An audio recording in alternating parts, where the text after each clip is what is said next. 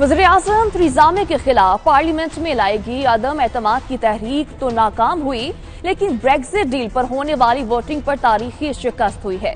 बरतानवी तारीख में इससे पहले कब किस वज़ीर-ए-आज़म को पार्लियामेंट में इतनी बड़ी शिकस्त का सामना करना पड़ा, जानेंगे इस रिपोर्ट में।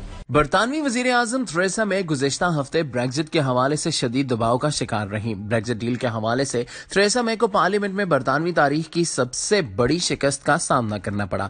थेरेसा मे के ब्रेक्जिट प्लान की मुखालफत में 230 वोट डाले गए, ताहम वो अपने खिलाफ अदम एतमाद की तहरीक में सुरखरू हुई। The ayes to the right 306, the noes to the left 325. So the noes have it, the noes have it. Unlock!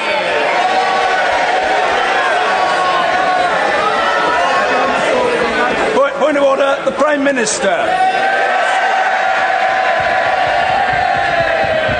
On a point of order, Mr. Speaker, I'm pleased that this House has expressed its confidence in the government tonight. बरतानवी parliament की तारीख में वज़ीर आज़म Theresa May अदम एतमाद की तहरीक में तो सुरखरू हुई, लेकिन अगर तारीख के औराक को उल्टा जाए तो बरतानवी तारीख में 1924 वो साल है जिसमें लेबर पार्टी के वज़ीर आज़म रामसी मैकडोनल्ड को 3 बार पार्लियामेंट में 100 से ज्यादा वोटों से शिकस्त का सामना करना पड़ा। 8 अक्टूबर 1924 को रामसी मैकडोनल्ड की हुकूमत को 2 बार कम्युनिस्ट वर्कर्स न्यूज पेपर के एडिटर जॉन रॉस कैम्बल के खिलाफ फौजदारी मुकदमात खत्म करने के हवाले से 166 और 161 वोटों से शिकस्त का सामना करना पड़ा, जबकि रामसी मैकडोनल्ड की हुकूमत की जानिब से लाए गए हाउसिंग बिल को भी जून 1924 में ही 140 वोटों से शिकस्त का सामना करना पड़ा। अक्टूबर में होने वाली शिकस्त के पेश नजर रामसी मैकडोनल्ड के खिलाफ अदम एतमाद की तहरीक लाई गई, जिसमें उन्हें नाकामी का सामना करना पड़ा और आम इंतखाबात के नतीजे में टोरी पार्टी के स्टैनली बाल्डविन वजीर आजम मुंतखब हुए। मौजूदा हालात में वजीर आजम थेरेसा मे की मुश्किलात में भी अभी कमी वाक़ई नहीं हुई,